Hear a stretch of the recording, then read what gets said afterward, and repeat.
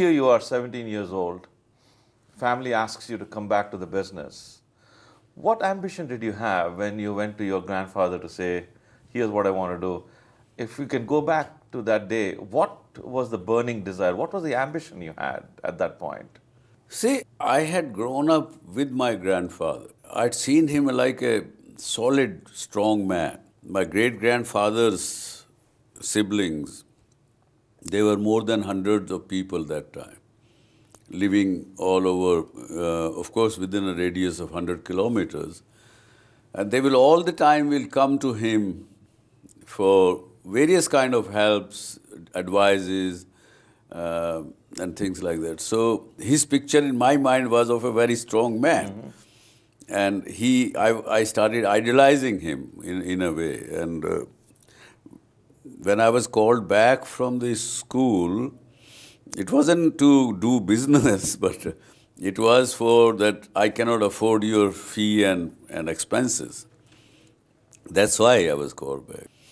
And one day when I was chatting with him, he kind of virtually, I saw tears in his eyes. And of course, he tried to hide it from me, but I saw it. And that made me determined that I would wipe out from this man's thing. Wow. Did you tell him that? Much later age, Much yes. later. We both, at that time, we both cried. In this period of your very illustrious career, if you had to pick 2 or 3 key turning points in the late 70s and early 80s, what would you kind of point to, saying that these are the 2 or 3 very important turning points? Major turning point, first one was the polythene and plastic covers making for food corporation and storage. That was certainly, I would call it a major turning point, though it may not have given me as much profits. But that gave me tremendous sense of pride and confidence. If I would have known how to do the public relation activity for creating capacity for more than 180 million tons of food grains. And I am talking 1975 when I was just 25 years old. Wow. When you took this on, did you have any knowledge of the plastics business? And nothing whatsoever. How did you do it? One was this Dr. Pingley. He was advising, guiding. He saw in me that here is a young fellow who is not hesitant to experiment. And of course, you then took some help from some known people who were earlier in the same trade, but they were doing very small business. And I would say that fear of unknown, or I didn't have fear because I didn't know what is in it for me. So that's an important thing. You didn't have the fear of the unknown. Could you tell us a little bit on the origins of SL Packaging, which among other things now is the largest plastic tube making company in the world? Help us understand where it got started and the journey of that business. See, when we were in plastics, polythene, when we did this storage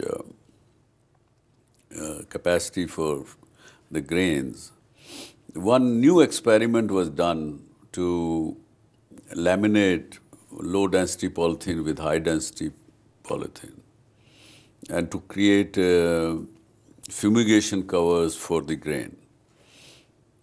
So that introduced me to some kind of lamination, but that experiment failed. So I had already taken on lease this lamination plant for a couple of years. So what to do with that? And then we started laminating low-density polythene with paper for packaging industry, for packaging of pharmaceutical products. And then one of the exhibition, which was in Germany called Interpack, And I visited that in 1982. I saw this product which used to be called a laminated tube, combination of metal and plastics mainly for toothpaste. So I felt this is a good product which should be tried and brought back to India. That's how it started with 50 million tubes capacity. And today, I think, though my youngest brother is handling that unit, that company, and he's done a tremendous job of progressing it. I think more than 8 billion tubes, I think close to 8 billion tubes we produce. 35% of the humanity, when they do brush their teeth in the morning, they use SL-made tubes. This is a global enterprise that you have visualized and created.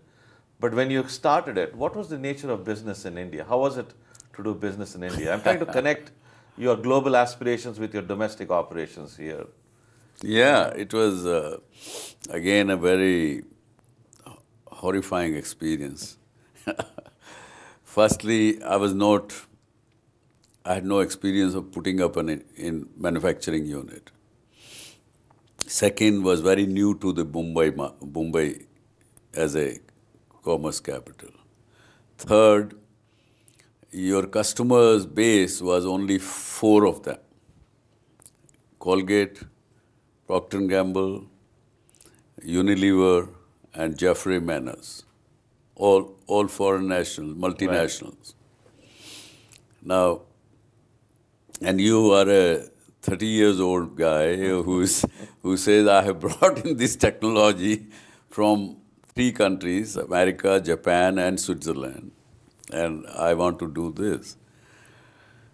And they all knew that this product is superior than the normal metal lead tube. But they had their own vested interests, clubbed with that time's system in India was still, industries were licensed. I mean, Colgate was licensed to produce X tons of toothpaste every year. So they said, hey, why do I need to change my equipment, which will make more investment? From 20 supplier, why should I go to single supplier? And for 3 years, none of them bought a tube. One of these 4 contracted 100% capacity, but didn't buy a single. So in 3 years, that company, my company, SL Packaging, was qualified to be a sick unit. But then some of the profits of rice exports, we kept putting into the company to avoid it to become a sick unit. And then a domestic company was coming up to start a new brand of toothpaste. They started using it, which put pressure on all these big boys. And then there was no looking back. Talk a little bit about the merging of SL Packaging with Propack. What were the challenges? What were the risks involved? How did you take care of that, if any? No, Propack owner was a friend and still is a friend. He had his operations in the countries where we were not present. So it was a good combination, good fit. But challenges were only of integration of different nationalities, different people. But we didn't face much challenges in this.